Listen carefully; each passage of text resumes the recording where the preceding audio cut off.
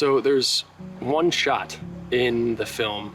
There's several time lapses, but there's one that's an overnight time lapse, and it's quick. It's probably a 10-second shot of the Milky Way kind of marching across the sky as tents light up and people go to bed with headlamps and lights in the tents. And that shot was actually a pretty technical shot to get, because what happens in a time-lapse shot basically is you have to adjust for the lighting conditions as time passes.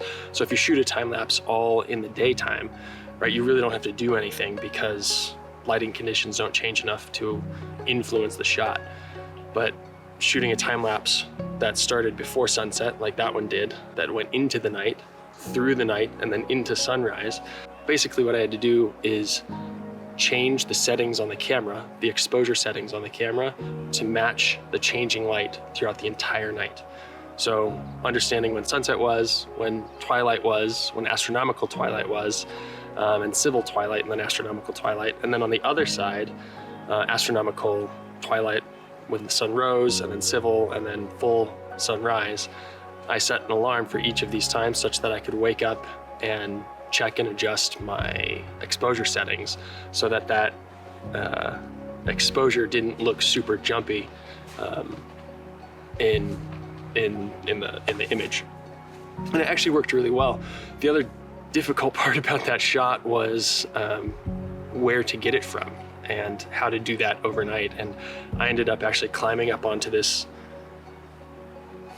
sandstone cliff, really, and setting up my sleeping bag on that cliff, and then tripod and camera, of course, such that I could wake up and the camera be right there and I wouldn't have to get out of a tent or adjust anything that way, and I could do it from the comfort of my warm sleeping bag.